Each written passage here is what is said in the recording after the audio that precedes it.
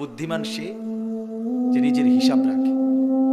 আল্লাহ নবী সাল্লাল্লাহু আলাইহি ওয়াসাল্লাম বলেছেন, আল কাইয়িসু মান দানা নাফসাহু, সে বুদ্ধিমান বিবেকবান যে তার নিজের হিসাব করে, ওয়া আমিলা লিমা বাদাল মাউত, এবং মৃত্যু পরবর্তীর জন্য আমল করে। সে বুদ্ধিমান।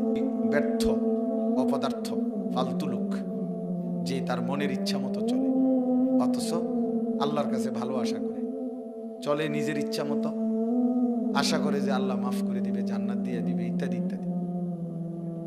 তো এই জন্য ওই ব্যক্তিকে নবী সাল্লাল্লাহু আলাইহি ওয়াসাল্লাম বলছে এটা ফালতু লোক, আজেস, ব্যর্থ।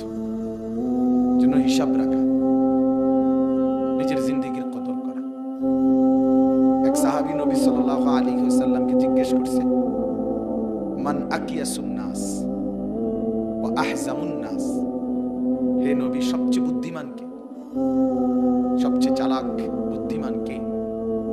আল্লাহ নবী সাল্লাল্লাহু আলাইহি ওয়াসাল্লাম বলছেন, আকসারুহুম যিকরান লিল মাউত, যে বেশি বেশি মৃত্যুকে স্মরণ করে, ওয়া আকসারুহুম ইস্তিআদাদান লিল মাউত, এবং যে বেশি বেশি মৃত্যুর জন্য প্রস্তুতি গ্রহণ করে, প্রস্তুতি গ্রহণ করে।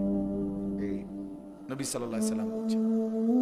নবী সাল্লাল্লাহু আলাইহি ওয়াসাল্লাম বলছেন, নি'মাতানে মাগবুনুন ফীহিমা কাসীরুম মিনান নাস, মানুষের জীবনে দুইটা নিয়ামত আল্লাহর পক্ষ থেকে দেওয়া এমন আছে যে সম্পর্কে অধিকাংশ মানুষ ধোঁকা খায়, যে এটা অনেক দিন ধরে আছে, এটা মনে করে এটার শেষ হবে না, এটা ভাবে।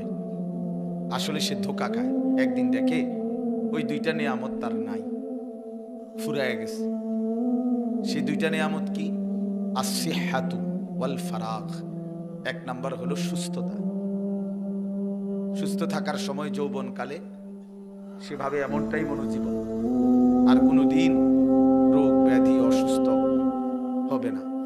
কিন্তু একদিন দেখি সত্যি সত্যি দুর্বল হয়ে গেছে, অসুস্থ হয়ে গেছে, নানাবিধ রোগ তারে আক্রমণ করছে, দুর্বল করে ফেলছে, কিন্তু সে কখনোই সুস্থ থাকতে এটা ভাবে না।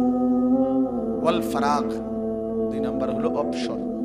সুযোগ আছে, এখন অবসর, হাতে উল্লেখযোগ্য কাজ নাই, সে মনে করে এভাবেই এই রং তামাশা ফুর্তি হাসি আনন্দ বিনোদন এমনি এমনি চলে যায়। একদিন দেখবে যে এমন ব্যস্ততা, সংসারের এমন ঝামেলা, জিন্দেগির এমন অস্থিরতার মধ্যে পড়ে গেছে যে একটু বিশ্রামের জন্য আফসোস করবে যে হায়, এখন তো একটু সময়ও নাই, আমার একটু অবসরও নাই। তাহলে এই দুই জিনিস থাকাকালীন নবী সাল্লাল্লাহু আলাইহি ওয়াসাল্লাম বলছে মানুষ কদর করে না, প্রতারিত হয়। এই বাবা কথা বলুন, প্রতারিত হয়, ধোঁকা খায়। এই জন্য বাপ সবাই এটা কদর করা উচিত। তোমরা যারা দাঁড়ায় আছো, বসার কিন্তু সুযোগ আছে, ইচ্ছে করলে বসাই যায়। শুধু শুধু দাঁড়ায় থাকার মধ্যে কি ফায়দা ভাইয়া? সবাই চাপায় বসেন, একটু কষ্ট করে আগায় বসেন, আর একটু জায়গা হবে। মাঝখানের ভাইরা আপনার একটু আগায় আসেন, আগায় আসেন ভাই, সবাই জায়গা করে দেন আরেকজনকে। আসেন, কথাটা শুনেন, সবাই নড়ে চড়ে বসেন, তাইলে তো ভালো হবে। সবাই সবাই একটু নড়ে চড়ে বসেন, একটু জায়গা করে দেন। ঠান্ডার মধ্যে তো একটু চাপায় বসলে কষ্ট হবে না। মেহেরবানি করে সবাই বসার চেষ্টা করেন, বসলে ভালো, বসলে আল্লাহর কথা বরকত হয়, এবং বসার দ্বারা আল্লাহ তাআলার রহমত বর্ষিত হয়। আল্লাহ তাআলা হাদিসে কুদসিতে আছে, প্রিয় বান্দাদের সাথে যারা বসে আল্লাহ ওয়াদা দিছে, আমি সকলকে মাফ করে দেই, কাউকে বঞ্চিত করি না। হুমুল কওমু লা ইয়াশকা বিহিম জালিসুহুম, আল্লাহ বলেন আমার নেক বান্দাদের মজলিস এমন যেখানে বসা কাউকেই আমি আল্লাহ বঞ্চিত করি না। এজন্য বসতে হয়।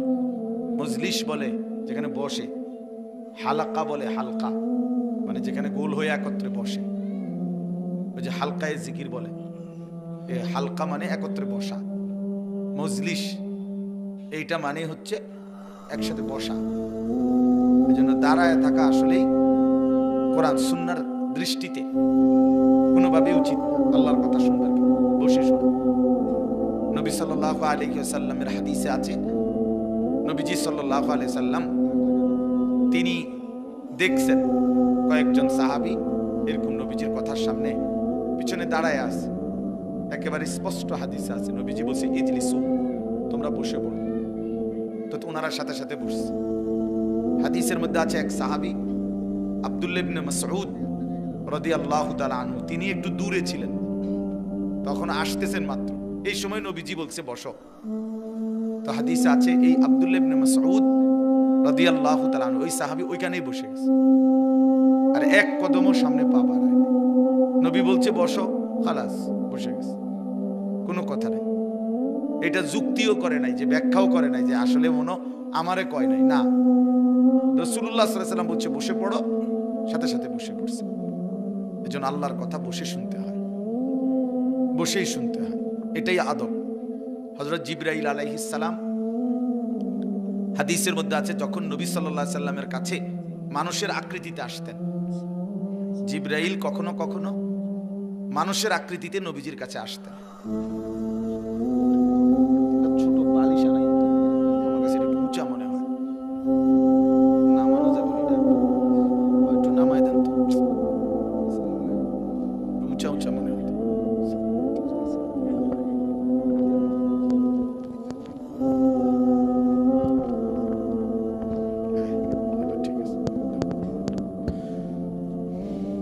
তো জিবরাইল যখন রাসূলুল্লাহ সাল্লাল্লাহু আলাইহি সাল্লামের কাছে আসতেন মানুষের আকৃতিতে, তখন তিনি নবী সাল্লাল্লাহু আলাইহি সাল্লামের একদম মুখোমুখি বসতেন একদম মুখোমুখি। ফাসনাদা রুকবাতাইহি ইলা রুকবাতাইহি, একেবারে জিবরাইলের দুই হাঁটু নবীজির দুই হাঁটু বরাবর মুখোমুখি, এতটা মুখোমুখি মনোযোগ দিয়ে বসতেন। তাহলে যদি দুই হাঁটু মুখোমুখি বরাবর হয়, তাহলে বুক এটাও বরাবর, চেহারা এটাও বরাবর। এত মনোযোগী হয়ে তিনি আল্লাহ রাসূল সাল্লাল্লাহু আলাইহি ওয়াসাল্লামের কাছে কথা বলতেন।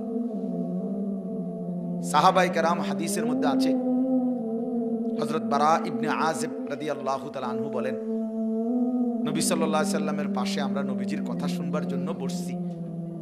এইভাবে আমরা নীরবে বসতাম, চুপ থাকতাম, এতটা মনোযোগ দিতাম যে কাআন্না আলা রুউসিনা তাইর, যেন আমাদের মাথার উপরে কাঁধের উপরে আয়েশা পাখি বসত। এত মনোযোগ, অর্থাৎ একদম নড়াচড়া করতেন না, একদম না, এত মনোযোগী হইতেন সাহাবায়ে কেরাম। আসরের নামাজের আগে নবীজি সাল্লাল্লাহু আলাইহি সাল্লাম, হাদিসের মধ্যে আছে, আসরের আগে বয়ান করছে দাজ্জালের ব্যাপারে। তো নবীজি আসরের নামাজ পড়ে মসজিদ থেকে বের হয়ে গেছে। মাগরিবের আগে আবার নবীজি মসজিদে আয়েশা ঢুকছে। আয়েশা দেখে সাহাবায়ে কেরাম ওই আসরের আগে যে যেখানে যেমনি বসা ছিল অমনি বসে আছে। আল্লাহর নবী সাল্লাল্লাহু আলাইহি ওয়াসাল্লাম জিজ্ঞেস করলেন, তোমরা বের হও নাই? সবাই যে যার যার জায়গায় যেমনি বসে আছো চুপ হয়ে, ব্যাপার কি? বলছে, ইয়া রাসূলুল্লাহ, দাজ্জালের কথা বলাতে এতটা ভয় লাগতেছে যে যদি বের হয়ে যাই মসজিদ থেকে তো ঈমান যদি চলে যায়, দাজ্জালের খপ্পরে যদি পড়ে যাই, এই জন্য ভয়ে উঠবার কথাই মনে নেই, জায়গা নাড়বার কথাই মনে নেই। কি বিষয়টা ছিল বলেন? মানে কি মনোযোগী ছিল। আসর থেকে মাগরিব আপনার লম্বা সময়, বিসলা আউয়াল ধরলে আপনার প্রায় 2.5 ঘন্টা, 3.25 ঘন্টা টাইম। তো এই হিসাবে এই লম্বা সময় ওনারা এমনি বসেছিলেন।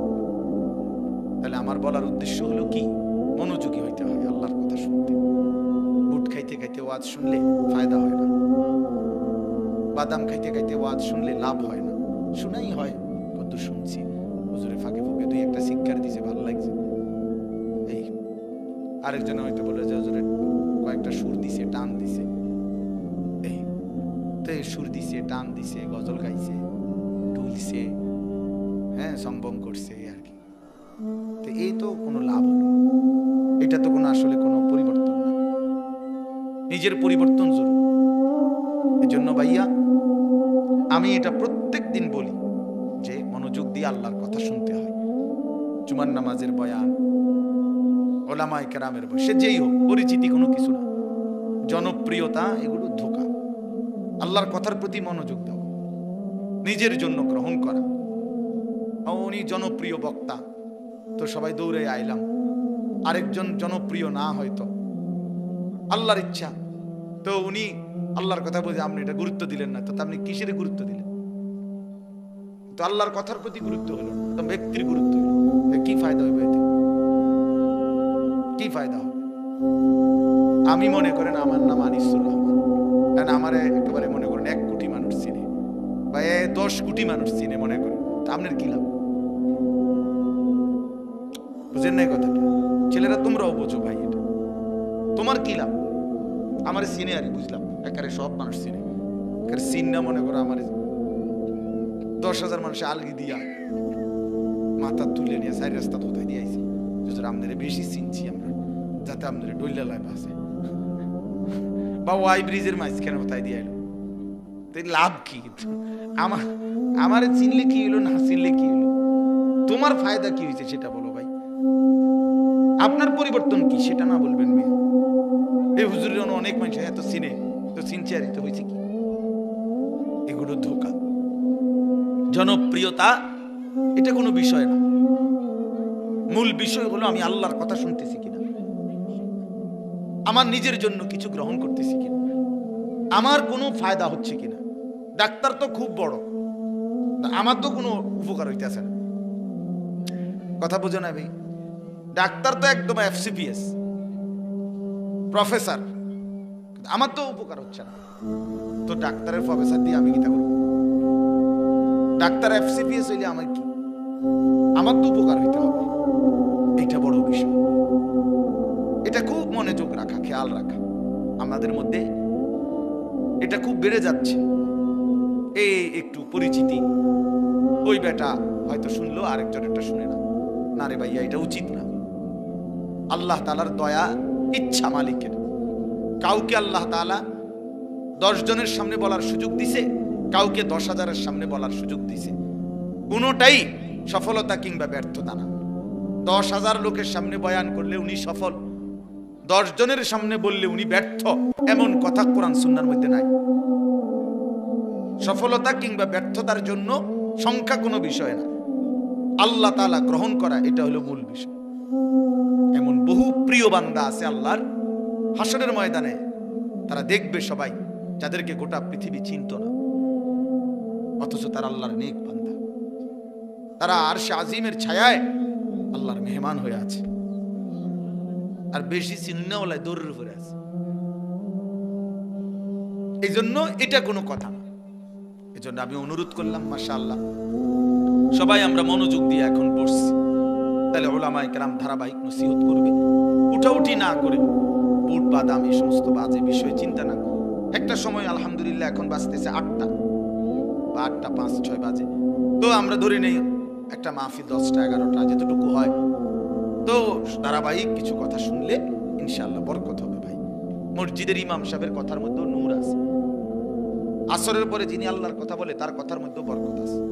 জিন্দেগীর জন্য গ্রহণ করলে এই জন্য আমরা প্রত্যেকে নিয়ত করি, ওলামায়ে কেরামের সবগুলো নসিহত সবসময় মনোযোগ দিয়ে শুনবার চেষ্টা করব ইনশাআল্লাহ।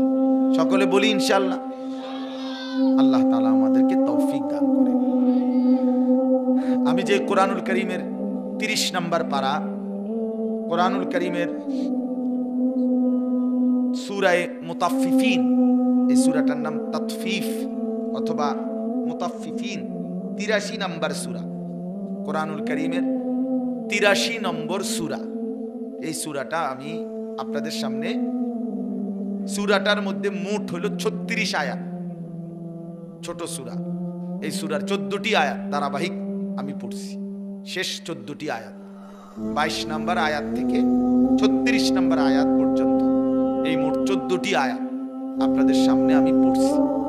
অল্প একটু সময়ের মধ্যে ইনশাআল্লাহ এই সূরার এই আয়াতগুলোর তরজমা অল্প একটু কথা আমরা পেশ করতে চাই। আল্লাহ তাআলা আমাদেরকে তৌফিক দান করেন। সূরাটার নাম হলো তাতফিফ অথবা মুতাফফিফিন। আপনারা এদিক সেদিক তাকায়েন, ওরা যেটা ইচ্ছে এটা করুন, ওরা আমাকে দিকে তাকান। একটা লারা দিলে যদি সবাই তাকান তো হইব কেমন?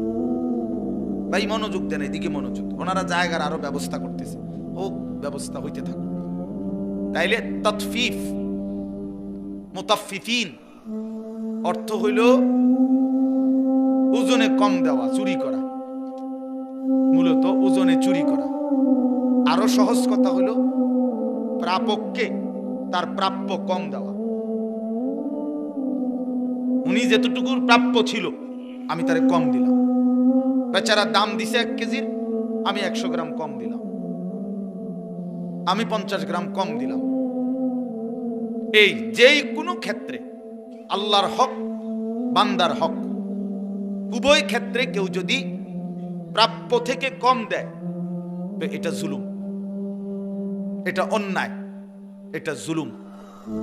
আর আল্লাহ তাআলা বলছে এই ব্যক্তিকে যে এমন ব্যক্তিদের জন্য জাহান্নাম।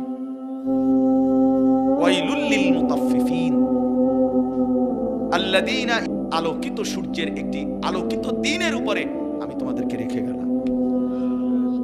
লাইলুহা কানাহারিহা, রাত বানিয়ে দিলাম দিনের মতো। অর্থাৎ দিনের আলোর যত কিছু, জীবনের যেখানেই তুমি কদম ফেলো, যখন যা করো দিনে, তার ব্যাপারেও আমি যেমন বিধান, আমার সুন্নাত, আমার তরিকা, আমার আল্লাহর কাছ থেকে নিয়ম আমি বলেছি, রাতের বেলাও যা দরকার তাও আমি বলে দিয়েছি। সাওয়া, সমান সমান, সমান সমান। দুর্ভাগা মুসলমান বুঝেন নাই, বুঝেন নাই। জিন্দেগি যে যার মতো দেখা দেখি এইতে হিতের লগে মিলজিল করে চলতেছেন। বয়স্করা আরো কয়জন বুড়ার লগে মিল্লা জিন্দেগি শেষ করতেছেন। নওজোয়ান, তোমরা তোমাদের সহপাঠী কিছু চরিত্রহীন বখাটে, দিন নাই, রাত নাই, নামাজ নাই, বন্দিগি নাই, আখিরাত নাই, আল্লাহ নাই, রাসূল নাই, মোবাইল, নারী, ছবি নিয়ে ব্যস্ত এমন কিছু ফালতু লোকের সাথে, ছেলের সাথে তোমরা অনেক ছেলে জিন্দেগি শেষ করে দিচ্ছ। জীবনের কোনো অর্থই বুঝলা না, জীবনের কোনো মজাই বুঝলা না।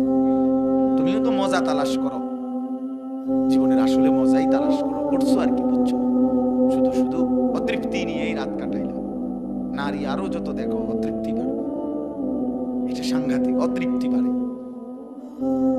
মদ যতই খায় আরো নেশা বাড়ে, জুয়া যতই খেলে এই হারামি ততই ফকির হয়।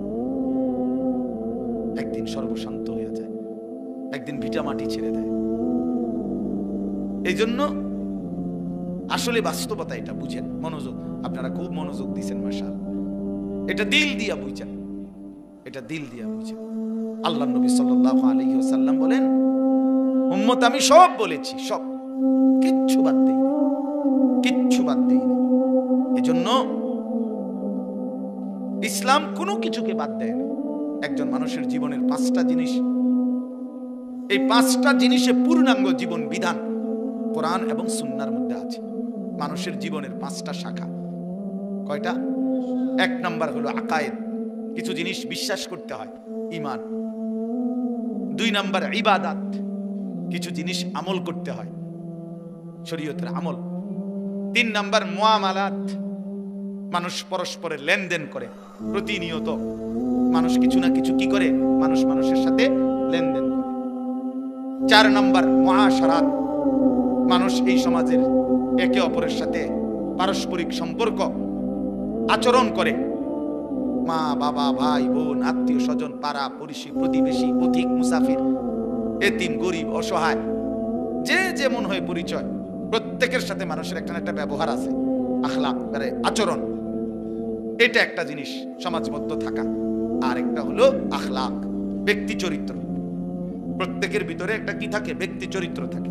এ লোকটা কেমন, এ লোকটা কেমন, খুব সেতা, খুব হিংসুক, খুব বাটফার, খুব দানশীল, খুব ভদ্র, কথাবার্তায় খুব শালীন, ইত্যাদি ইত্যাদি। এগুলো কি ব্যক্তিগত, ভালো হোক মন্দ হোক, কি চরিত্র। এই 5টাই জীবনের শাখা। বিশ্বাস, ঈমান, আকায়েদ যেটারে বলে, আমল, ইবাদত, মুআমালাত, লেনদেন, মুআশারাত, সমাজের সকলের সাথে পারস্পরিক আচার আচরণ, আর আখলাক, ব্যক্তি চরিত্র। ইসলাম এই কোরআন সুন্নাহর মধ্যে এই 5টি বিষয়ে জীবনের পূর্ণাঙ্গ জীবন বিধান আল্লাহ এবং তার রাসূল শতভাগ বলে দিয়েছেন। কিচ্ছু বাদ দেন মা ফাররাতনা ফিল কিতাবে মিন শাই। আল্লাহ তাআলা বলে বান্দা আমি আমার এই কোরআনে কোনো কিছুর আলোচনা বাদ দেই নাই। ওয়া নাযালনা আলাইকাল কিতাবা তিবয়ানান লিকুল্লি শাই। আল্লাহ তাআলা বলেন বন্ধু আমি আপনার উপরে কোরআন নাজিল করেছি এটা সমস্ত কিছুর বিস্তারিত বর্ণনা। তিবয়ানান লিকুল্লি শাই, সব কিছুর বিস্তারিত বর্ণনা, ব্যাপক বর্ণনা দিছি। আমি জীবনের বহু দেখছি আলহামদুলিল্লাহ, আল্লাহর দয়ায় 21 বছর বলা যায় এই সামান্য টুকটাক ওয়াজের এই জিন্দেগি, এই কুদ্দুর কথা আল্লাহ যে দূর বলার তৌফিক দিছে। দেখতে দেখতে 21 বছর আমি নিজেও অবাক কেমনে এতদিন গেছে। তো এই সময় দেখছি জীবনে কোরআন শরীফ পড়তে গিয়ে বিভিন্ন মানে যেই কোনো বিষয় কোরআন শরীফের আলোচনা খুঁজলে আমার একটা অনুভূতি যে মনে হয় যেন এই বিষয়ে কোরআনের আয়াত সবচেয়ে বেশি। এটা অবাক করা যে এইটা খুঁজবেন আপনি মনে হয় যেন একটার পর একটা কোরআন যেন আমাকে নতুন নতুন আয়াত সরবরাহ করতেছে, সে যেন ডাকতেছে আনিস এটা দেখো, এটা দেখো, এটা দেখো, এটাও তো এরকম এইভাবে বলতেছে। এই জন্য আল্লাহ তাআলা কোরআনুল কারীমকে পূর্ণাঙ্গ বানাইছেন। রাসূলুল্লাহ সাল্লাল্লাহু আলাইহি সাল্লামের জিন্দেগি পূর্ণাঙ্গ, তা আমাদের জন্য আর ঘাটতি কিসের ভাই? কোরআন আমাদের পূর্ণাঙ্গ কিতাব, রাসূল আমাদের পূর্ণাঙ্গ, তার পুরা জিন্দেগি পূর্ণাঙ্গ। ওয়া ইন্নাকা লাআলা খুলুকিন আযীম। আল্লাহ তাআলা বন্ধু বলে বন্ধু আমি কসম করে বলছি গোটা কায়নাতের আমার সমস্ত সৃষ্টির সর্বশ্রেষ্ঠ আখলাক আমি আল্লাহ আপনার মাঝেই দিয়েছি। আপনি সবচেয়ে শ্রেষ্ঠ। আপনি হাসলেও সেরা, কাঁদলেও সেরা, আপনি হাঁটলেও সেরা, বসলেও সেরা, আপনি কথা বললেও চমৎকার, চুপ থাকলেও চমৎকার। সাহাবায়ে কেরাম নবীজির কথাও যেমন মনোযোগ দিয়ে শুনতেন, নবীজির চেহারাও মনোযোগ দিয়ে দেখতেন। জানেন এটা? বহু সাহাবী ছিল এমন যারা নিজেদের দুঃখ কষ্ট বেদনা পেরেশানি অস্থিরতা দূর করত নবী সাল্লাল্লাহু আলাইহি ওয়াসাল্লামের চেহারা মোবারকের দিকে তাকায়। আয়েশা নবীজির দিকে তাকাইতো আবার যাইতো কতক্ষণ থাইকা। নবী জিজ্ঞাসা করলে বলতো মনটাত খুব পেরেশানি ছিল, আপনার দিকে তাকাইছি দিল ঠান্ডা হয়ে গেছে। সুবহানাল্লাহ। হুসনে ইউসুফ দামে আয়েশা ইয়াদে বাইদা দারি আঁচে খুবা হামা দারান তু তানহা দারি। আল্লামা ইকবাল বলছে হে নবী, ১৬ লক্ষ নবীর যত গুণ আছে একটা একটা করে যদি তালাশ করি আপনার একার মাঝে সব তালাশ করেই পাই। আপনি একাই সব, তু তানহা দারি, আপনি একাই সব গুণে গুণান্বিত, সমস্ত গুণে গুণান্বিত। আপনি সর্বশ্রেষ্ঠ, আপনি সর্বশ্রেষ্ঠ। এজন্য আপনারা আন্দাজি করতে পারেন নাই আমাদের প্রিয় নবী সাল্লাল্লাহু আলাইহি ওয়াসাল্লাম হুদাহুদি কেবলই সামান্য সামান্য এই জিলাফি বিরিয়ানি খিচুড়ির একটা পোটলার মধ্যে এত বড় রাসূলকে এতটুকুর মধ্যেই সীমাবদ্ধ করে দিছে অনেক মানুষ। আহা আফসোস, আমার খুব আফসোস লাগে। হায় রে মুসলমান, এত বড় রাসূল যিনি শ্রেষ্ঠতম তাকে কদ্দুর মূল্যায়ন করলেন, কি মূল্যায়ন করলেন, কি চিনলাম? তিনি বুঝি এই আমি আর তুমি 10 মিনিটের একটা অনুষ্ঠান করিলে এরপরে সবারই একটা একটা জিলাফি দিলে নবী সাল্লাল্লাহু আলাইহি ওয়াসাল্লামের হক আদায় হয়ে গেল। 23 বছরের হক আদায় হয়ে গেছে, তায়েফের রক্তের হক আদায় হয়ে গেছে, উহুদের দান দান শহীদ করা রক্তের হক আদায় হয়ে গেছে, পেটে যে পাথর বাঁধলেন ক্ষুধার কষ্টে এই হক আদায় হয়ে গেছে বিরিয়ানি ট্যাক্সি দিয়া। বলেন ইনসাফ, বিবেক কি বলে, ইনসাফ কি বলে? এত বড় শ্রেষ্ঠতম রাসূল মহান আল্লাহ পাক আমাদেরকে দিলেন এই এতটুকুর জন্য। মাঝে মাঝে আমরা ওনার নামে জিলাফি খাবো, বিরিয়ানি খাবো, খিচুড়ি খাবো, এতটুকুই। আফসোসের ব্যাপার। নিজের জীবনের সব কিছু চলবে মন মতো, আর মাঝে মাঝে জিলাফি খাবো, বিরিয়ানি খাবো, খিচুড়ি খাবো রাসূলের নাম দিয়ে। এ কেমন ইনসাফ? এ কেমন ইনসাফ বাবা?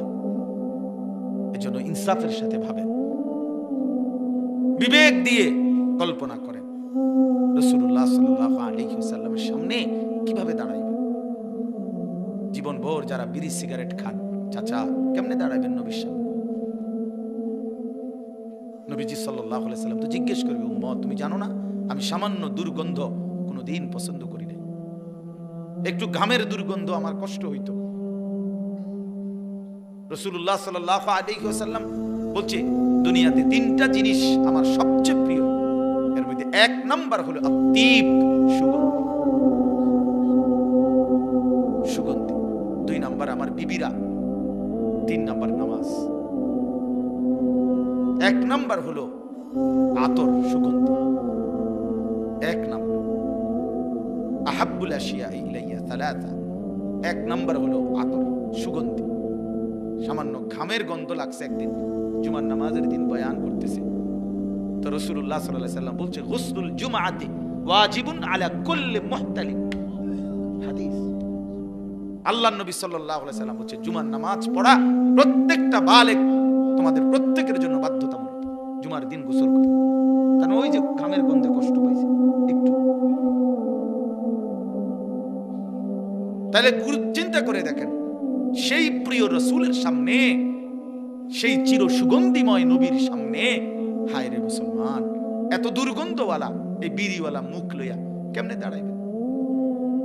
বিড়ি সিগারেট খায় যারা, আমি তো প্রায় বলি ভাবি তাদের বিবি, এই স্বামী এই বিবির জন্য জীবনের সবচেয়ে বড় অভিশাপ। এই বেটির জীবনের সবচেয়ে বড় অভিশাপ যে তার এই স্বামী, যে বেচারি জীবন বছরের পর বছর এই দুর্গন্ধ সহ্য করে যাইতেছে। কি করবে বেচারি নিরুপায়, তারে বিয়া দিছে বাপে এই অপদার্থের কাছে। এই বিবেকহীন, হ্যাঁ হ্যাঁ আপনি রাগ হইয়েন না, রাগ হইলে জিদ করে বিড়িখানা ছেড়ে দেন। হুজুর এমন হুজুর বেটা এত বড় কথা করি, যা খাইলাম না বেটা, এরকম একটা সেত ওঠে নিসা, এরকম একটা সেত যদি ওঠে, একটা জিদ যদি ওঠে, তাহলে আমি কামিয়াব, আমনেও কামিয়াব, আমনেও লাভবান আমিও লাভবান। আমি তো চাই একটা সেত ওঠো শরীরের মধ্যে। আল্লাহ আমাদেরকে মাফ করে দেন। এজন্য রাসূলুল্লাহ সাল্লাল্লাহু আলাইহি ওয়াসাল্লামের 23 বছরের এক একটা মিনিট সেকেন্ড বন্ধু বড় কষ্টে গড়া, যত্নে গড়া। কি পরিমাণ চোখের পানি ফেলছেন তিনি। এশার নামাজের পরে দাঁড়াইছেন ফজরের আজানের আগ পর্যন্ত সারা রাত, আল্লাহর কসম এক দাঁড়ানোতে কাঁদছেন। হাত্তা তাওয়াররামাত কাদামাহু, দুইটা পা ফুলে ফুলে গেছে। আম্মা জান আয়েশা বলেন দুইটা পা ফুলে ফুলে গেছে। হ্যাঁ, সারা রাত উম্মতের জন্য কেঁদেছে। পেটে পাথর বাঁধছেন ক্ষুধার কষ্টে, পিঠে পাথরের আঘাত সয়েছেন তায়েফের ময়দানে, দান দান শহীদ করে বেহুশ হয়ে উহুদের ময়দানে পড়েছিলেন। হাসরের ময়দানে নবীজি উম্মতের আমল নামা দেখে বলবে, ভাইয়া উম্মত এতদিন তুমি আমার উম্মত ফজরের নামাজ পড়ো নাই, 40 বছর আমার উম্মত হইয়া মিথ্যা বলছো, 40 বছর টানা সুদ খাইলা, মিথ্যা বললা, একটা বছর দুইটা বছর কোনোদিন ফজরের নামাজ পড়লা না, উম্মত এমন পাশান কেমনে হইলা? আমার মতো শ্রেষ্ঠ নবীর উম্মত হয়ে একই আমল নামা দেখাইলা। আমার তায়েফের রক্ত, আমার উহুদের দান দান শহীদ, আমার পেটের পাথর বাঁধা ক্ষুধার কষ্ট সব এভাবে বিসর্জন দিয়ে দিলা। আমি কি তোমার জন্য কাঁদি নাই? আমি কি তোমার জন্য চোখের পানি ফেলি নাই? আমি কি তোমার জন্য বুকের রক্ত, পিঠের রক্ত ঝরাই নাই? বলেন, কোন বাচ্চাকে যদি কোনো বাবা 6 বছর পড়ায়, মনে করেন ইউনিভার্সিটিতেই পড়ছে, লাখ লাখ টাকা খরচ করছে, তো 4 বছর পরে ফলাফল আসছে ফেল, তো এই বাপ কি পরিমাণ কষ্ট পাবে? তার কি পরিমাণ কলজাটা ছিঁড়ে যাবে? সেই বাপ কি পরিমাণ কষ্ট নিয়ে বলবে, ফুট 4 বছরে তুই আমার না হয়তো 50 লাখ টাকা শেষ করলি, বিনিময়ে এই সার্টিফিকেট। আহারে বাপ, তুই জানো না আমি কি কষ্ট করে টাকাটা কামাইছি, মাথার ঘাম পায়ে ফেলে। এই প্রবাসীদের এক একটা টাকা এমনি ঘামের মধ্যে ভিজা, ঘামে ভিজা। এই পরিমাণ কষ্টের টাকা, প্রবাসীর টাকা। আমি তো দেখছি আমার জীবনে, আমি যে কয়বারই হজ উমরায় গেছি, প্রবাসীদেরকে দেখছি তাদের রুমের। আমি দুবাই গেছিলাম কিছুদিন আগে, হায় রে, এয়ারপোর্টে দেখছি আমার প্রবাসী বাংলাদেশ কান্দা, আমারে দেখা ছেলে ফেলে, অনেক ছেলে কি কান্দা যে কাঁদছে, জড়ায় ধরে ধরে এক এক ছেলে, যে হুজুর আপনার কথা শুনি আমরা, কিন্তু হুজুর কি কষ্টে আছি, আল্লাহর কসম জীবনের কোন সুখ বলতে, আনন্দ বলতে কিচ্ছু নাই, শুধু কাম আর কাম, শুধু কাজ আর কাজ। এই শুধু বউ বাচ্চার দিকে চাইয়া, সংসারের দিকে তাকাইয়া বুকে পাথর বাইন্দা পড়ে আছি। অসংখ্য প্রবাসী কলিজার কষ্ট তো বলে না রে বাপ, সে কি পরিমাণ কষ্ট করে।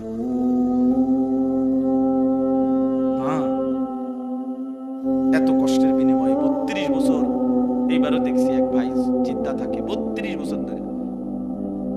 তো বেটা যদি 32 বছর বিদেশে করে, সৌদি আরব থাকে, এই বেচারা জীবনের আনন্দ আর তার জীবনটা তেমনি শেষ না। তাহলে 32 বছর জীবনের সুখ আনন্দ বিসর্জন দিয়ে যে মানুষটা সংসারের জন্য এত কিছু করলো, সে যদি আইসা দেখে তার ছেলেটা এক ওয়াক্ত নামাজ পড়ে না, মেয়েটা পর্দা করে না, বউ পর্দা করে না, বাজারে মার্কেটে করে ছেলেটা সারা রাত মোবাইলে উলঙ্গ ছবি দেখে, গেমস খেলে, আমার বাপ, এর চাইতে বড় জুলুম, বেইনসাফি আর কিছু হইতে পারে না। এটা অনেক বড় অন্যায়। তোমরা ছেলেরা যারা আছো, ভাইবো, কোন মা বোন যদি প্রবাসীর স্ত্রী মেয়ে শুনে থাকেন আমার কথা, তারাও ভাইবেন, আপনার স্বামী, আপনি যে পরিমাণ বেপরদিকি করেন, আপনি মনে করতেছেন আপনি ধনির দুলালি, না। আপনার স্বামীর এক একটা টাকা প্রবাস থেকে যা পাঠায়, এটা ঘামে ভিজা ভিজা, এটার পিছনে 14 ঘন্টা ডিউটি, 12 ঘন্টা ডিউটি, 16 ঘন্টা ডিউটি করে, 16 ঘন্টা 12 ঘন্টা ডিউটি করে। আমরার মতো এসব ফাঁকিবাজি ডিউটি আমাদের দেশের মতো একটা সেকেন্ড এদিক সেদিক হলে হারামা, মানে জরিমানা। এই জন্য ভাই আমার, বন্ধু আমার, মনের আবেগে এই কথাগুলো বলে ফেললাম লম্বা করে। বলতেছিলাম এই কথাটা যে কোরআন এবং আমাদের প্রিয় নবী সাল্লাল্লাহু আলাইহি সাল্লাম জীবনের কোনো কিছু বলা থেকে বাদ দেন নাই, সব বলেছেন। আমাদের একটা সুন্দর ধর্ম, আমাদের একজন মহান আল্লাহ, আমাদের একজন শ্রেষ্ঠতম রাসূল, আমাদের একটা শ্রেষ্ঠ কিতাব, এত সৌন্দর্যময় 4টি নিয়ামত আমাদের কাছে থাকতে আমরা যদি নষ্ট হয়ে যাই, পথহারা হয়ে যাই, এটা আফসোস। আফসোস। আমাদের আল্লাহ তিনি সর্বশ্রেষ্ঠ, আমাদের নবী মুহাম্মদ সাল্লাল্লাহু আলাইহি সাল্লাম তিনি সর্বশ্রেষ্ঠ, আমাদের কিতাব কোরআন এটাও সর্বশ্রেষ্ঠ, আমাদের ধর্ম ইসলাম এটাও সর্বশ্রেষ্ঠ। তাহলে যার কাছে এই 4টি সর্বশ্রেষ্ঠ নিয়ামত যার কাছে আছে, সে চরিত্রহীন হবে কেন? প্রিয় ভাই বলো না, বাপ বলেন কিসের অভাবে 4 দোকানে আড্ডা দিয়া জীবন শেষ করে দিলেন? কি বুঝেন নাই? 60 বছরও আল্লাহ চিনেন নাই, 50 বছরেও মালিক চিনেন নাই, 50 বছরেও রাসূলের কদর বুঝেন নাই, আখিরাতের কথা মনে পড়ে নাই, 60 বছরেও নাচ গান, টেলিভিশন, চা দোকানে বসে বসে দেখেন, বিড়ি সিগারেট খান, কথায় কথায় গালি দেন, 50 বছর পর আইসা সুদ খান, কিস্তি লন, আরে নাফরমান হারামখোর, ফিরবা কোন দিন? ফিরবা কোন দিন? মরবা কোন দিন? কবরে যাইবা কোন দিন? বাপ, এই বাপ বলো না, বাপ তুমি ফিরবা কোন দিন? বাপ 60 বছরের সময় হয় নাই, 50 বছরের সময় হয় নাই। বলো ছেলেরা, বাবা, এই ছেলেরা, তোমরা যারা একটা বছর কোনোদিন ফজরের নামাজ পড়ো নাই, আর কতদিন পরে তোমার সময় হবে? বাপ বলো, আমার সন্তানরা বলো, আমার ছেলেরা বলো, আমার নওজোয়ান সাথী বলো, তুমি আমার সন্তান বলো। ভাই, আমার বড় সন্তানের বয়স 16 বছর। আমি সেদিন মনে পড়ছে আমার ছেলে, আমার মেয়ে 15 বছর শেষ। আমারে ওই দিন একজনে বলছে, আর হুজুর আমার এয়ারফোন আমার ছেলের বয়স বলে 13 শেষ, বড় ছেলের। আমার এটা আমি জানতাম না, মানে আমার কাছে মনে হয়েছে আমি ফলাই না, অথচ আমার জিফত বড় হয়ে গেছে। হায় মাওলা, এজন্য বাপ তোমাদের ছেলেদেরকেও বলি, বাপ কেন আল্লাহকে বাদ দিলেন? কেন আল্লাহর নাফরমানি করছো? তোমরা যারা এশার নামাজ পড়ো নাই আজকে, কেন পড়লে না? আমি তো দৌড়াই আইসা, কত ছেলে আমার সাথে এনে মুসাফা করতে চাইছে, আমি কারো চেহারার দিকেও তাকাইনি এই নামাজের আগে, কারণ আমি তাড়াতাড়ি উজু করে জামাত ধরতে হবে। কারণ আমি যদি হাত বাড়াই মুসাফা করতে, সব একজনের দিকেও মাথা আলগি দিয়েও তাকাইছি। আমি দেখছি আমার গায়ে হাত দিছে কে কে, মানে মুসাফা করতে বললা হাত বাড়াইছে। এই এখন এশার নামাজের আগ টাইম, কারোর সাথে আমি হাত মিলাই। গরম পানি আনছে, ওই জন্য গরম পানিরও সময় নেই, ঠান্ডা পানি দিয়ে উজু করছি, খালাস। তো নামাজ তো মাকসাদ। প্রিয় ভাই আমার, তো তোমরা তো সবাই নিয়ত করছিলা। ছেলেরা তোমাদেরকে বলি, তোমরা তো আজকে জানতা, যে মনে করো যে আমি এখানে আসবো, ওয়াজ শুনবা, তোমরা একটা ভাবনা ছিল, তো তাহলে এশার নামাজটার সাথে পড়লে কি হইতো বলো ভাইয়া? মাগরিবের নামাজ পড়লে কি হইতো? আর এখন যে আবার গিয়া নামাজ না পড়ে শুয়ে যাইবা, তো তোমার মতো অপদার্থ এই নামাজ, এই বয়ান শুনে কি লাভ হলো বলো ভাই? কি প্রয়োজন, লাভ কি হলো? উঠলাও না ফরমান, বসলাও না ফরমান, শুইলাও না ফরমান। আরে দুশ্মন, আল্লাহর দুশ্মন বল না, এত বড় দুশ্মন কেমনে হইল? বেনামাজি তো আল্লাহর দুশ্মন, বেনামাজি তো রাসূলের দুশ্মন, বেনামাজি ইসলামের দুশ্মন, বেনামাজি শয়তানের বন্ধু, ইবলিসের বন্ধু। বেনামাজি নিজেই শয়তান, বেনামাজি হেতেই শয়তান। আলগা শয়তান তো আনের দরকার না, ওইতেই শয়তান। যার কপালে সেজদা নাই সেই শয়তান। আল্লাহ কোরআনে বলছে, ইবলিস তুই আমারে সেজদা দিলা না, আজকের থেকে তুমি শয়তান, আজকের থেকে তুমি রাজিম, অভিশপ্ত, আজকের থেকে ওয়া ইন্না আলাইকা লানাতা ইলা ইয়াউমিদ্দিন, আজকের থেকে তুই নাফরমানের উপরে কিয়ামত পর্যন্ত আমি আল্লাহর লানত, আল্লাহর লানত পড়ক, আল্লাহর গজব বেনামাজির উপরে, যার কপালে সেজদা নাই। আল্লাহর লানত নিয়া যদি মরে যাও, আজকের রাতে যদি ঘুম না ভাঙে, ওই নাফরমান, তখন কি করবা? এই মুসলমানের বাচ্চা, তখন কি করবা? আল্লাহ তো বলছে, যার কপালে সেজদা নাই তার উপরে আমি আল্লাহর লানত। তো মালিকের লানত নিয়া কবরে গেলে তোরে বাঁচাবে কে? এই বেটা বলো না, বাঁচাবে কে তোমাকে? কে তোমার এই কবরের আযাব থেকে রক্ষা করবে? আলহাকুমুত তাকাসুর হাত্তা যুরতুমুল মাকাবির কাল্লা সাউফা তা'লামুন সুম্মা কাল্লা সাউফা তা'লামুন। রব্বুল আলামিন বলেন, বান্দা দুনিয়ার মধ্যে বাড়াইবার নেশায়, দুনিয়ার নেশায় তো আখিরাতকে একদম ভুলে গেলা। কিন্তু মনে রেখো বান্দা, এরই মাঝে একদিন তো কবরস্থানে পৌঁছে যাবা। মৃত্যু আইসা তোমারে থামায় দিবে, হাসি থামায় দিবে, কান্নাও থামায় দিবে, রাত স্তব্ধ করে দিবে, দিন স্তব্ধ করে দিবে, পৃথিবীর আলো বাতাস সব চলবে, তুমি কেবল নীরব নিস্তব্ধ হয়েই যাবে, কবরস্থানে পৌঁছে যাবে বান্দা।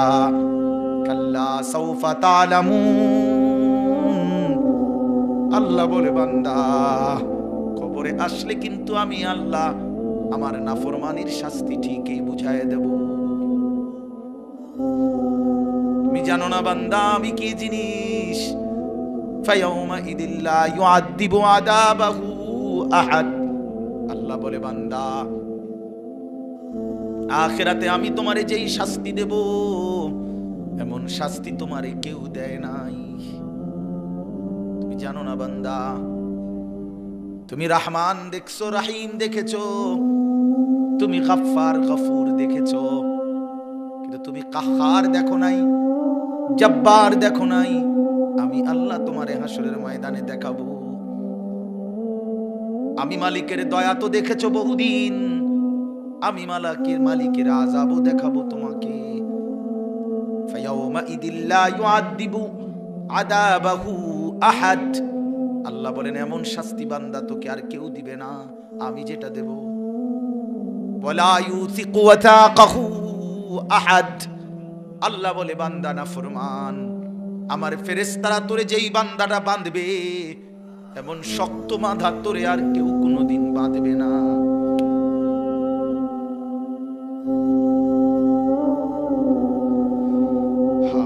চলো ভাইয়া ফিকির করি, ভালো হওয়ার চেষ্টা করি। ফিকির করলে হবে, সিদ্ধান্ত নিলে সম্ভব। নাফরমানির জিন্দেগি ছেড়ে দেন। যুবক ভাই তুমিও ছেড়ে দাও, কিশোর তরুণ নওজোয়ান তোমরাও ছেড়ে দাও, বয়স্ক বাপ আপনারাও ছেড়ে দেন। এই তামাশার আড্ডা ছেড়ে দেন, চা দোকানের আড্ডা ছেড়ে দেন, বিড়ি সিগারেটের বদভ্যাস ছেড়ে দেন, কথায় কথায় গালিগালাজ করা ছেড়ে দেন, হারাম কামাই রোজগারি, সুদ, কিস্তি এগুলো বাদ দেন। বাদ দেন, যা ফাটছেন ফাটছেন। হালালের মাধ্যমে কিছু করতে পারলে করেন, না ফললে জিফুত কেমনে চলবে? হ্যাঁ গো, মালিক যিনি বানাইছেন উনি চালায়, ঠিক না? কথা বলেন না? ওয়াফিস সামাই রিজকুকুম ওয়া মা তুআদুন। আল্লাহ বলে বান্দা তোমাদের রিজিক আসমানে জমিনে না। ওয়া মা তুআদুন, যা কিছু দেয়া হবে সব আসমানে, সব আসমানে, সব আরশ আজিমে, সব মালিক আল্লাহর কাছে। কার কাছে? ওয়া ইম মিন শাইইন ইল্লা ইনদানা খাযাইনুহু। আল্লাহ বলে বান্দা কায়নাতের এমন কিছু নাই, সব কিছু আমি আল্লাহর কাছে আছে ভান্ডারে ভান্ডারে। আমার কাছে আছে খাযাইন, ভান্ডারে ভান্ডারে, কমতি নাই। আমি মালিকের কাছে কোনো ঘাটতি নাই, আমার কাছে কোনো কমতি নাই। ওমা নুনাজ্জিলুহু ইল্লা বিকাদারিন মা'লুম। তবে আমি জমিনে পাঠাই পরিমাণ মতো।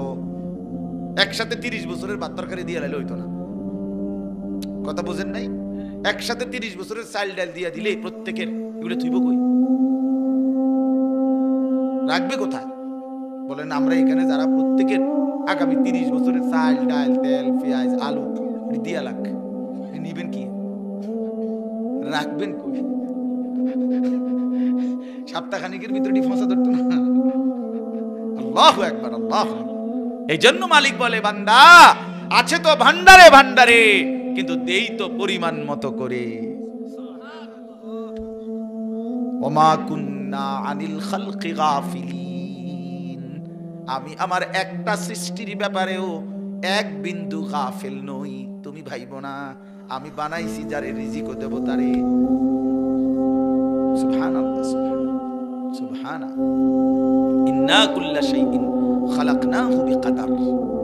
বহু আয়াত আছে। চলেন, এই জন্য আমি অনুবাদ করছি। এখন এই কথা শুরু করছিলাম সূরা মুতাফফিফিন, তাতফিফ, এই কথাটা বলছিলাম। ওজনের মধ্যে কম দেওয়া মানে যেই কোনো প্রাপ্য, শুধু ওজন না, যার যেটা হক প্রাপ্য তাকে তার প্রাপ্য কম দেওয়া, এটা জুলুম। এটা কি? তাফসীরের মধ্যে বাবা একেবারে স্পষ্ট আছে, কেউ যদি নামাজের মধ্যে রুকু সেজদাতে কমতি করে, গাফলতি করে, ঘাটতি করে, আল্লাহর কোরআন তেলাওয়াতের মধ্যে কমতি করে, অর্থাৎ কোরআন শরীফ যেভাবে নবীজি পড়তে বলছেন সহি শুদ্ধ করে সেটা পড়ে নাই, এটা তাতফিফ।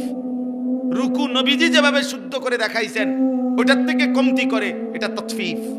সেজদা ঘাটতি করে, মাথাটা দিয়া একটা সেজদা দিয়া এমনি মাথা কুদ্দুর আলগি দিয়া আরেকটা মারে, টুসটুস করে দুইটা মারে, দুইটা সেজদা মারে দিল আর কি। 4 রাকাত নামাজ পড়ে ফেলছে 1 থেকে 1.5 মিনিট। জাপানি মেশিন লাগাইছি না, চায়না না, চায়না এত তাড়াতাড়ি হয় না। 20 রাকাত তারাবি, 4 রাকাত ফরজ এশা, এরপরে আবার 2 রাকাত সুন্নত, তাহলে 4 2 6, 20 আর 6 26, বিতির 3 রাকাত, কত হইল? এই 29 রাকাত 50 না 50 মিনিট খালাস, কুল্লু খালাস, কুল্লু খালাস। আমি এক জায়গায় পড়ছিলাম না ভাই গত বছর, হায় হায়, আমি এমনি পথে মানে কোথাও থেকে যাইতেছি, সময় আর ছিল না, নামাজের জন্য ঢুকছি, উড়েই লাইলো আর কি, সোজা কথা সুরে লাইছে না, খতমে দাঁড়াবি, সুরে দাঁড়াবি না, খতমে দাঁড়াবি, 55 থেকে 1 ঘন্টা লাগছে, কুল্লু খালাস। পরে আমারে দেখছে তো তারা, তো আমারে বলতেছে হুজুর বিতিরটা আমনে ফরাক। তাই বললাম বিতির ফরাক এমনটাই ফরাক, তো বাকি আমার একটু কথা বলতে দিয়েন, এটা কোনোখানে আবদার করে লই না কথা, আজকে কত আবদার করলাম, আপনারা যদি 10টা মিনিট কত বইয়েন, আমার একটু দুঃখ আছে না, আমার হিসেবে কামটা কি করছেন, আজকে $1 দিব আপনি করে, হ্যাঁ তো খুশি আর পায় কই, এর চাইতে তো এমনি পাইয়া লাইছে, আমি কইছি যে আলগা অগ্রিম যে আমি কত কথা কম, তো তারা খুব খুশি, যে যে ওদের যে মাশাআল্লাহ নামাজের পরে বসছে, এরপরে আধা ঘন্টা এই বয়ান কইলা মানে চাচা আপনি কামটা কিটা করছেন আজকে, যে কি নামাজ পড়ছেন, এরপর হুজুর সহ দোনো হাফেজ সাহেব বললাম, দোনো হাফেজ সাহেব তোমার করে উদ্দা টাঙ্গাইয়া ফিরবো মনে রেখো, মুসল্লির কথা মতো এই মেশিন চালাইলা, শেষ পর্যন্ত আলহামদুলিল্লাহ পুরা মুসল্লি ওয়াদা করে যে আপনারা আর আধা ঘন্টার সময় বাড়াইয়া কোরবানি করবেন, দেখবেন ইনশাআল্লাহ নামাজ ধীরে সুস্থ হবে। তো আলহামদুলিল্লাহ ওনারা রাজি হয়েছে, পরে তার আমি জানি না করছে কিনা ওইভাবে, বাকি আমি বলে আসছি, বুঝে আসছি। তাইলে অর্থ হইল হাদিসের মধ্যে আছে, সাহাবীদের জামানায় হযরত আব্দুল্লাহ ইবনে আব্বাস রাদিয়াল্লাহু তাআলা আনহুমা দেখছেন এক ব্যক্তি রুকু সেজদার মধ্যে তাড়াহুড়ো করছে, তখন তিনি স্পষ্ট বলছেন যে তুমি এই তাতফিফ নামাজের মধ্যে করলা, তোমার জন্য মনে রেখো জাহান্নাম, নাউজুবিল্লাহ। এজন্য এক কথাই হলো আল্লাহর হক বান্দার হক, উভয় ক্ষেত্রে যেটা প্রাপ্য ওইটা বুঝাইয়া দেওয়া, এটাই ইনসাফ, এটাই আদল, আর এর ঘাটতি করা তাতফিফ, এটা জুলুম, এটা জুলুম। এজন্য আল্লাহর হক বান্দার হক উভয়টাই শতভাগ আদায় করার চেষ্টা করবেন, বলেন ইনশাআল্লাহ। যাদের কাছে বোনের সম্পদ, ফুফুর সম্পদ, ভাইয়ের সম্পদ, ভাতিজা সম্পদ, আপন বিবির মোহরের টাকা ইত্যাদি আছে, আটকায় রাখছেন, জুলুম করে রাখছেন, আমনে জানেন আমনে মিথ্যুক, আমনে কন নাই আর কি, দলিলের ফেসে ফুসে ফালাইয়া গ্রামে হদ্দার মাতব্বর দইরা সিটারি বাটফারি কইরা নয়সই কইরা আমনে হয়তো জোড়া তালি দিয়ে এটারে কি করে ফেলছেন, দখল করে ফেলছেন। মনে রাখেন হাসরের ময়দানে আমনে বাটফারে রে আল্লাহ তাআলা 7 তবক জমিনের মাটি আপনার কাঁধে তুলে দিবে, এটা বুখারীর হাদিস। মান আখাযা মিনাল আরদি শিবরান, মান আখাযা শিবরান মিনাল আরদি যুলমান, নবী সাল্লাল্লাহু আলাইহি সাল্লাম বলেছে যে 1 বিঘত সম্পদ কারো জুলুম করে নিল, তাওয়াক্কাহুল্লাহু ইয়াউমাল কিয়ামাতি 7 আরদিন, 7 তবক জমিনের মাটি আল্লাহ তাআলা কিয়ামতের দিন তার কাঁধে তুলে দিবেন, তার শরীরে উঠাই দিবেন। হ্যাঁ, সাবধান মুসলমান, আপন বোনের সম্পদ ঠিক মতো আদায় করে দিবেন। বাড়ির বসত বিটা এটাও বোনের সম্পদ, সাফ বললাম, মানে না মানেন, বাড়ির বসত বাড়ির ভিটা, 1 হুজুর আছেন এখানে, হুজুরে জিগাইরা 1 কেজি লবণ, 1 কেজি নুন বাপ মরা যাওয়ার পরে রাইখা গেছে, উনি কিনছিল এটা, এই নুনটা, এই নুন ভাই বোন সবার সমান হোক, মানে সবাই শরীয়ত মতে যেভাবে প্রাপ্য এটাও বন্টন করতে হবে। ওয়ারিসের সম্পদ বন্টন না করে টেনশন হলো মরতে দেরি, খানাটা কোন দিন, খানা ভাতের থালা, ভাতের থালা, তাৎক্ষণিক মশওয়ারা করে জানাজার মধ্যে কইলাও না, চেষ্টা করে চাও না খানাটা কোন দিন করণ যায়, 4 দিন না খানা, এই মানুষটি তো আবার আইতো না, আজকে শুনাই দিতাইলে সামনে রবিবারে খানাটা সবাই আইবেন, খানা খানা, গ্রাম চুক্তি টাকা উঠাবে, ও মা হেরা তো দিবেই টাকা, হেরাই তো খাইবে, বুঝেন না কথাটা, হেরা দিবে না, তাহলে এটা কি? এটা কোন দিন, কোন শরীয়ত? আল্লাহ রাসূল সাল্লাল্লাহু আলাইহি ওয়াসাল্লাম আসমানের নিচে, আরে আপনি রাজি না হন আমার কথায় মিয়া, আর কোনদিন না আসলে না আসলাম মিয়া, এই আপনি বলে দিয়েন যে হুজুর আর জীবনও আইলাম না মিয়া আপনার এলাকায় মিয়া, কিন্তু যেটা দিন দিন এটা। আল্লাহ রাসূল সাল্লাল্লাহু আলাইহি ওয়াসাল্লাম কোন ব্যক্তির মৃত্যুর পরে আমাদের ফরায়েজের মধ্যে আজীবন আমরা পড়ছি, পড়াইছি, তো বাবা আর কোন ব্যক্তির মৃত্যুর পরে এই নিয়ে কোনো আলোচনা যে 4 দিন পরে একটা খানা, 40 দিন পরে একটা খানা, বছর বছর মৃত্যু বার্ষিকীর নামে একটা খানা, আসমানের নিচে জমিনের উপরে, গোটা কায়নাতের মধ্যে পৃথিবীর কোন কিতাবে এই কথা নাই বেটা, কোন কিতাবে নাই এই কথা। বলে তো মানুষ খাবানি কি দোষ নি, না দোষ না, আজকে খাবার এই সবটি মানুষের খাবার, আমাদের বংশের 14 গোষ্ঠীর নামে কোনো অসুবিধা নাই, সবার কবরে সওয়াব যাবে, আজকে খাবার। এখন আমরা বইয়ে তাও আজকে মরলে মরছি, ভাত খাইয়ে যাবো বলে, এখন কোন, এখন বলেন মিয়া, এখন সিদ্ধান্ত দেন যে ইনশাআল্লাহ আপনারা সবাই বসেন, আমি আজকে আপনাদের করে খাওয়াবো। খানা তো মুসলমানকে খাওয়ানো, ইমানদারকে খানা খাওয়ানো শ্রেষ্ঠ আমল। তো বুখারীর রওয়ায়াত, ইতআমুত তাআম, অপরকে খানা খাওয়ানো এটা সর্বশ্রেষ্ঠ আমল। শ্রেষ্ঠ আমল যে কয়েকটা, এটার মধ্যে এটা একটা, কিন্তু সেটা তো নির্ধারিত ওই 7 দিনের দিন না, 41 দিনের দিন না, সেটা বছরের যে কোনো সময়, যে কোনো সময়। এবার আপনি আপনার কবরবাসীর নিয়ত করেন, তো তাদেরও ইসালে সওয়াব হবে, আপনি এমনি খাওয়ান তো আপনারও নেকি হবে, এত অসুবিধাটা কোথায়? যাই হোক, আমার বলার উদ্দেশ্য হলো যে এই কথা ফিকির করা চাই যে কোনোভাবেই আল্লাহর হক, বান্দার হক আটকাইয়া না রাখা।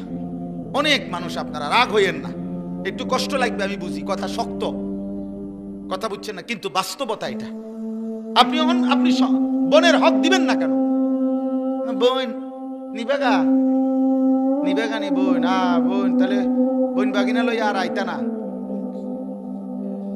আর আইতা না আমরা বাইত,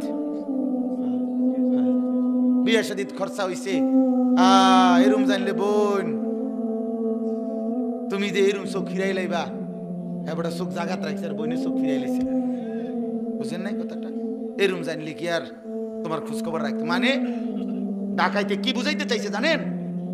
এই ভাই নামের এই ডাকাত, এই ডাকাতে বুঝাইতে চায় যে গ্রামের সমস্ত মানুষ আমার ঘরে যদি দুগা ভাত খাইতে হয় কোনো অসুবিধা নাই, এমনি খাইতে পারবে, কিন্তু আপন বোন আর বাগিনা যদি আমার ঘরে দুগা ভাত খাইতে হয় তাহলে জমি দিয়া ভাত খাইতে। বেটা জালেম, বেটা তুমি, বেটা জালেম, বেটা নাইলে খাওয়াইতো না, এটা কোনো কথা হইল? চাচা কিরে মিয়া, আমনের গ্রামে কত মানুষ আমাদের ঘরে ভাত খায় না? খাই কিনা বলেন না কেন? আপনি কত মানুষের মেহমানদারি করেন না? তো আপন বোন বাগিনা প্রাপ্য জমি দিয়ে নি আমাদের ঘরে ভাত খাইতে মিয়া, এটা কোন ইনসাফের কথা, কোন বিবেকের কথা মিয়া? আপনি বলতে এই যে বলার একটা কারণ আছে, আপনি যদি বলেন হুজুর কথা তো কইছেন বড় গলা, নিজে দিছি, নিজে দিছি, চলো আমার বোনের নাম্বার দেই, ফোন নাম্বার নেই, আমার বোনে আসমান থেকে পড়ছে। বোনেরা, যেদিন আমি বলছি প্রথম যে আমার বাবার যে ভিটা এটাও আপনারা পাবেন, এটা তো কোনো কথা না। সমস্ত কিছু শরীয়ত সম্মত ভাবে তাদের প্রাপ্য, স্থাবর অস্থাবর সব। তখন আপনি কইবেন এই সমস্ত কথা নতুন করে কইলে গ্রামে একটা কাজ্জা লাগবে, ফ্যাঁস লাগবে না, ফ্যাঁস লাগলে লাগুক, তা তো কবরের থেকে বাইচে যাবেন। কথা বলেন না কেন? আখিরাতে বাইচা যাবেন। সেদিন এই মোল্লার কথা মনে পড়বে, সেদিন এই মৌলবীর কথা মনে পড়বে। হায় মৌলবী, তুমি তো বলছিলা, আমি না পাত্তা দেই না। ক্বালু কদ জাআনা, ক্বালু বালা কদ জাআনা নাযীর ফাকাদ্দাবনা ওয়া কুলনা মা নাযালাল্লাহু মিন শাইইন ইন আনতুম ইল্লা ফি যালালিন কাবীর। জাহান্নামের ফেরেশতারা জাহান্নামীকে চিৎকার দিলে, জাহান্নামী যখন বিকট চিৎকার করবে, ফেরেশতারা জাহান্নামীকে বলবে, হে নাফরমান, তোমারে কি কেউ আল্লাহর ভয় দেখায় নাই? তোমারে কি কেউ জাহান্নামের ভয় দেখায় নাই? তোমারে কি কেউ কিছু দুনিয়ায় বলে নাই?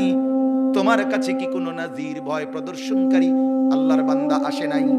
তো জাহান্নামী বলবে, বালা, হ্যাঁ এসেছিল ফেরেশতা, কদ জাআনা নাদির, আমার কাছে এসেছিল কত ইমাম, কত আলেম, কত মাওলানা, কত হুজুর, কত মাশায়েখ, কত বুজুর্গ চোখের পানি ফেলে ফেলে বারবার বারবার আখিরাতের কথা, জাহান্নামের কথা আমারে বলেছিল।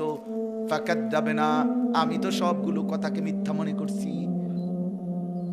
ওয়া কুলনা মা নাযালাল্লাহু মিন শাই, আমি আরো বলছি এগুলো আল্লাহ বলে নাই। ইন আনতুম ইল্লা ফি দালালিন কাবীর, আমি আরো বলছি, হায় মোল্লা, তোমরাই ভুলের মধ্যে আছো। ওয়াকালু লাউ কুন্না নাসমাউ আও নাকিলু মা কুন্না ফি আসহাবিস সাঈর, সেদিন নাফরমান বলবে ফেরেশতা, আমি যদি দুনিয়ায় একটু বুঝতাম, একটু যদি শুনতাম, তাইলে তো আজকে আমি জাহান্নামী হতাম না। জন্য পাত্তা দিয়ে খেয়াল করেন, আপনি না বুঝলে আবার বুঝছেন, কিন্তু বান্দার হক শতভাগ দিয়ে দিতে হবে। বোনের হক দিয়া দেন, ছেলে চলবে ইনশাআল্লাহ, আপন ভাইয়ের হক দিয়া দেন। এই এক বিগত রাস্তা ছেড়ে দিলে বেচারার আপন ভাই তার ঘরের রাস্তাটা হইয়া যায়, বাড়িটা ঢুকা যায়, ওমা এবারে দেয় না, না দিত না, দিত না। যে 30 বছর ধরে বাতি যা হয়তো আবদার করতেছে, চাচা দেন না, 71 জায়গা দিয়া দেন, রাস্তা হইয়া যাবে আমগো বাড়ি, না দিত না, দিতাম না কইছি, তোরে দিতাম না, কি লেগে দিতেন, দিতাম না কইছি। আশ্চর্য কথা, এটা ইনসাফ হইল মিয়া? আল্লাহর জন্য ছেড়ে দেন, আল্লাহর জন্য ছেড়ে দেন। দুনিয়া ছেড়ে দিলে লস হয় না। কালকেও আমার খুলনার হযরত, বাংলাদেশের বড় বুজুর্গ, আমাদেরকে একটা প্রসঙ্গে এই কথাটা কালকেও বলছে, মাওলানা আল্লাহর জন্য দুনিয়া কদ্দুর ছেড়ে দিলে কিচ্ছু হয় না। দুনিয়া একটু ছোট হইলে, কারো কাছে একটু ছোট হইলে কিচ্ছু হয় না, কিচ্ছু হয় না। আল্লাহর জন্য ছোটই হয়ে যান, আল্লাহর জন্য ছোট হন, কোনো অসুবিধা নাই।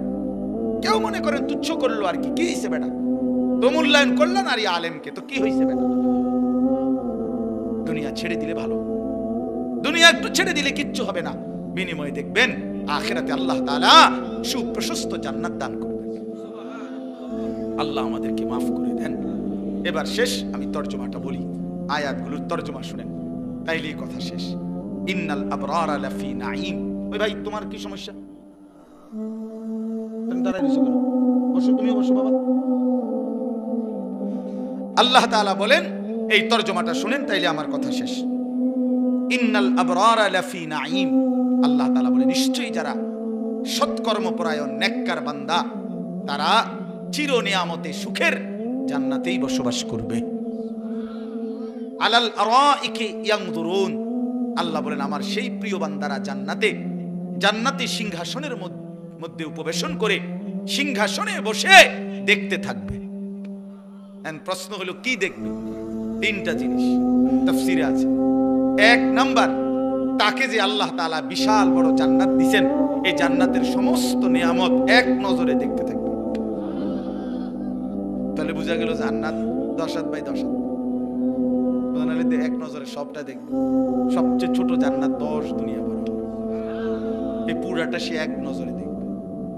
তার পুরা সাম্রাজ্য সে এক নজরেই দেখবে। এই হলো একটা। আরেকটা হলো জাহান্নামীদের আযাবের দৃশ্য, জান্নাতের সিংহাসনে বসে জান্নাতি বান্দা দেখতে থাকবে, দেখবে। ফাত্তালা ফারাআহু ফি সাওয়াইল জাহিম, এখান থেকে তাকিয়ে এসে দেখবে তার সেই পরিচিত মহল্লার মানুষটা যে আল্লাহর নাফরমানি করত। খোদার কসম, কোরআনে আছে, এই জান্নাতি বান্দা তাকিয়ে দেখবে তাকে জাহান্নামের মাঝ বরাবর আগুনের বিশাল ঢেউয়ের মধ্যে উথাল পাতাল খাইতেছে। ক্বালাত আল্লাহি ইন কিত্তা লাতুরদিন, জাহান্নামী জান্নাতি লাফ দিয়ে বলবে, বন্ধু আহা তুই তো আমাকেও এই বিপদে ফেলে দিয়েছিলি। সেদিন যদি বন্ধু আমি তোমার কথা শুনতাম, তাইলে তো আজ আমিও জাহান্নামী হতাম। ওয়ালাউলা নি'মাতু রাব্বি লাকুনতু মিনাল মুহতারিন, আমার আল্লাহর দয়া যদি আমার উপরে না হতো বন্ধু, তাইলে আমিও তো তোমার সাথে জাহান্নামের সঙ্গী হতাম।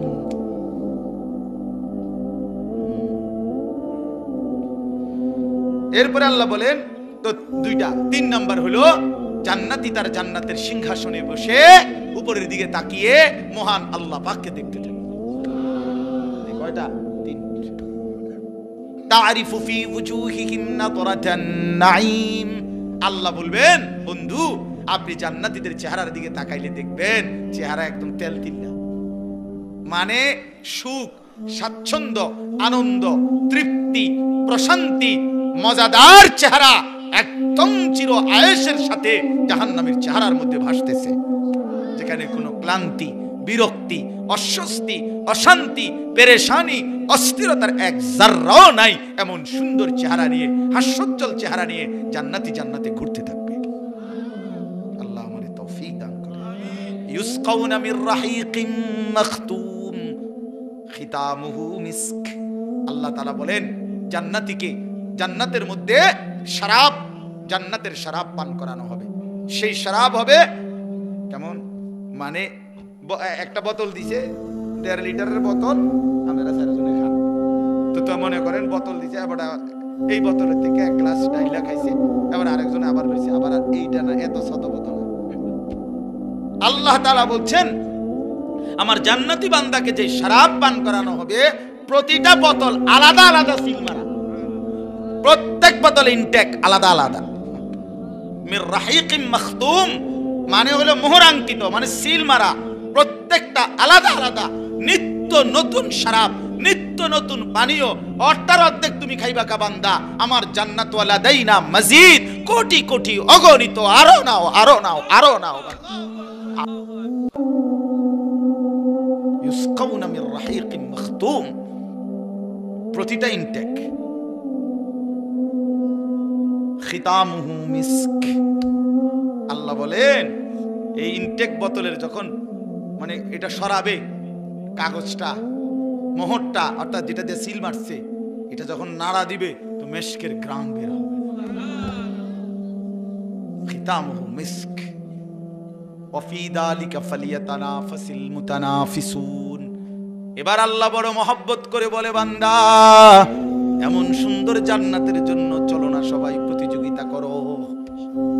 ওয়াফি যালিকা এমন জান্নাতের জন্য ফালিয়াতানাফাসিল মুতানাফিসুন, নিজেদের মধ্যে প্রতিযোগিতা করা উচিত।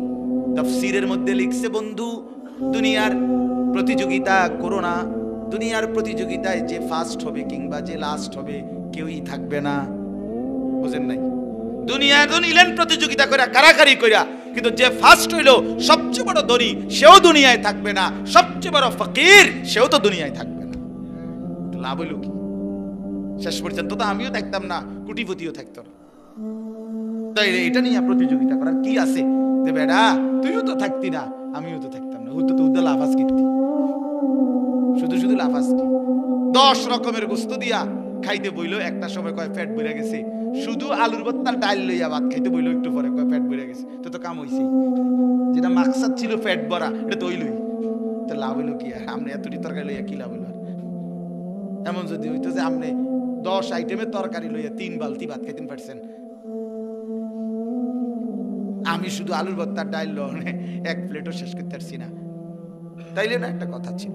তো দুনিয়াতে এমনি মিলে যায়, ধনীর দুনিয়া গরিবের দুনিয়া শেষ হয়ে যায়, কিন্তু আখিরাতের জন্য জান্নাতের জন্য প্রতিযোগিতা করা উচিত। আল্লাহ আমাদেরকে তৌফিক দান করেন। ওয়া মিজাজুহু মিন তাসনিম। আল্লাহ তাআলা বলেন জান্নাতের যে শরাব, এই শরাব তো একে তো হইলো একটা প্রথম বোতল এখানে ইনটেক করা, এবার এই বোতল খুলে আবার তাসনিম জান্নাতের আরেকটি স্পেশাল ঝর্ণার শরাব, সেইখান থেকেও আবার আরেকটু অতিরিক্ত শরাব আলাদা তাসনিম নামক, সেখানে এটার সাথে মিশাইয়া এটাকে আরো সুগন্ধিময়, আরো তৃপ্তিদায়ক, আরো মজাদার বানায় দেওয়া হবে। আইনাইন ইয়াশরাবু বিহাল মুকাররাবুন। তো আচ্ছা এটা কি কইতাম, এটার অর্থ হইলো আমি যেটা বুঝি আরি যে এরা জান্নাতি অনেকে বলবে আল্লাহ এই যে হেন থেকে যে একটু দিছে এই বোতলটা ওই তাসনিম থেকে, পুরাটা তেমন জানা মানে বুঝেন না কথাটা। আল্লাহ তাআলা বলেন সেটা এমন ঝর্ণার শরাব যেটা আমার একদম নৈকট্যশীল, আমার শ্রেষ্ঠ জান্নাতি বান্দাদের জন্য নির্ধারিত, সেখান থেকে কিছু কিছু তোমাদেরকেও দেওয়া হচ্ছে। এটাতে তোমরাও মালামাল, আর ওরা হলো পুরা বোতল। ভরা পুরা বোতল তাসনিম। জান্নাতের সবচেয়ে শ্রেষ্ঠতম শরাবের নাম তাসনিম। ইন্নাল্লাযীনা আজরামু কানু মিনাল্লাযীনা, এবার আল্লাহ তাআলা দুনিয়ার দৃশ্য আর আখিরাতের দৃশ্য বলতেছে। ইন্নাল্লাযীনা আজরামু কানু মিনাল্লাযীনা আমানু ইয়াদহাকুন, আল্লাহ বলে দুনিয়ার নাফরমান যারা পাপী তারা ঈমানদার নেককারদেরকে নিয়ে হাসাহাসি করে। হুজুর হুজুর হুজুর এই বুজুর্গ বাপ লইছে, এই টিটকারি মারে, বুঝেন না কথাটা? হাসে মজাক করে। অনেক নাফরমান আছে, করে না এমন? আল্লাহ বলেন ওয়া ইদা মাররু বিহিম ইয়াতাগামাজুন, নাফরমানরা তাদের পাশ দিয়ে কোনো নেককার যখন ঈমানদার যায় তো তারা ইশারা ইঙ্গিত করে তারা নিজেদের মধ্যে হাসাহাসি করে। বুঝছেন? ওই যে শুনছে না ব্যাককল, মানে টিটকারি মানে নিজেদের পাশ দিয়ে গেলে আঙ্গুলের ইশারা দিয়ে অবজ্ঞা করে। ওয়া ইদান কালাবু ইলা আহলিহিম কালাবু ফাকিহিন, আবার যখন পরিবারের কাছেও আসে, এতক্ষণ তো বন্ধু বান্ধবদের সাথেও নিয়ে দিনদারকে নিয়ে তামাশা করছে, এবার বউ বাচ্চার কাছে আইসাও তামাশা করে। আরে দেখছি আজ এক হুজুর কোনো রস নাই, কষ নাই, হ্যাঁ, দুনিয়ার কোনো স্বাদ মজা কিচ্ছু নাই, রং নাই, তামাশা নাই, মানে বউর কাছে আইসাও, পরিবারের কাছে আইসাও নাফরমান ব্যঙ্গ বিদ্রুপ করে। আল্লাহ বলেন ওয়া ইদা রাআউহুম ক্বালু ইন্না হাউলা'i লাযাল্লুন, আহা, এর চাইতে বড় জঘন্য টিটকারি তো করলে চলতো, মস্কারি তো করেই যখন এই দিনদার ঈমানদারদেরকে দেখে বহু নাফরমান আছে, আল্লাহ বলে তারা নিজেদের মধ্যে বলে যে এই লোক একেবারেই ভুলের মধ্যে আছে, গোমরাহ। ঈমানদার নাকি গোমরাহ? ঈমানদার পথভ্রষ্ট। ওমা উরসিলু আলাইহিম হাফিজিন, আল্লাহ বলে এই নাফরমান, তোদের কাউকে তো আমি আল্লাহ আমার ঈমানদার বান্দার উপরে কোনো পাহারাদার নিয়োগ দেই নাই, আমার ঈমানদার বান্দার উপরে তোদেরকে পাহারাদার বানাই নাই, যে আমার ঈমানদার সুখে আছে না দুঃখে আছে, বোকা না চালাক, এত কথা বলার জন্য তো তোদেরকে আমি পাঠাই নাই। তোরা অচিরেই বুঝবি। ফালিয়াউমাল্লাযীনা আমানু মিনাল কুফফারি ইয়াদহাকুন, এবার আল্লাহ ঘটনার নতুন চিত্র তুলে ধরছে হাশরের ময়দানে, কয় যে এবার শোনো, আজকে জান্নাতের মধ্যে আমার ঈমানদার বান্দা ওই নাফরমানগুলোকে নিয়ে হাসাহাসি করবে। আলাল আরাইকি ইয়ানজুরুন, জান্নাতের সিংহাসনে বসে ওই নাফরমানদেরকে জাহান্নামে দেখতে থাকবে আর বলতে থাকবে হাল সুবিবাল কুফফারু মা কানু ইয়াফআলুন, হে নাফরমান, জীবন ভর যা নাফরমানি করেছো আজ তার বিনিময় পেয়েছো তো? মোবাইল সাউন্ডের মজা পাইতেছো তো? বেডি সাউন্ডের মজা পাচ্ছো তো? সুদের টাকার স্বাদ লাগতেছে তো এখন? হারামের টাকার স্বাদ লাগতেছে তো এখন? চা দোকানের মস্কারির স্বাদ মজা পাচ্ছ তো? এইভাবে কোরআন শরীফের আয়াত। অতএব ঈমানদার বোকা নয়, বোকা কে? নাফরমান। মূলত বোকা কে বলেন না?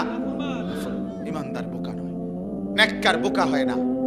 মুমিন ভদ্র হয়, মুমিন সহজ সরল হয়, মুমিন আল মুমিনু গিররুন কারীম, মুমিন সাদাসিধে হয়, ভদ্র হয়। লা ইয়াখদাউ ওয়া লা ইউখদাউ, মুমিন কাউকে ধোঁকাও দেয় না, নিজেও ধোঁকা খায় না। অতএব প্রিয় বন্ধু, প্রিয় ভাই, এই লম্বা কথার মাকসাদ একটাই, এই কথাগুলো বুঝানো, আল্লাহর হক বান্দার হকে আমরা যেন ঘাটতি না করি এবং আখিরাতকে প্রাধান্য দিই। দুনিয়া কমই হোক ভাইয়া, দুনিয়া কমই হোক, এই জন্য দয়া করে দোস্ত নওজওয়ান সবাই মেহেরবানি করে ওলামায়ে কেরামের নসিহত বাকিটাও শুনেন। আপনাদের সবার কাছে অনুরোধ, ছেলেরা তোমরা উঠাউঠি করো না ভাইয়া, আমার আরো দূরে যাইতে হবে, এই জন্য আমি মুসাফার জন্য আমি দেরি করতে পারতাম না, এই জন্য আমার দিকে কেউ আগায় আইসো না, আমি সাথে সাথে চলে যাবো এক্ষুনি গাড়ির কাছে। আমার অনুরোধ রইল, আমার কষ্ট দিও না ভাই, মেহেরবানি করে প্রত্যেকেই তোমরা বসো ভাইয়া এবং আল্লাহর কথা শুনো, নিজেদের আখলাক সুন্দর রাখো, মোবাইলের অস্থিরতা বেহায়াপনা থেকে নিজেকে বাঁচাও, 5 ওয়াক্ত নামাজে অভ্যস্ত হও, বিশেষ করে ফজরের নামাজ। আর বয়স্ক বাবারা হারাম নাফরমানি জিন্দেগি আপনারা ছেড়ে দেন। আল্লাহ তাআলা আপনাদের সকলকে তৌফিক দেন, কবুল করেন, আমিন। হ্যাঁ।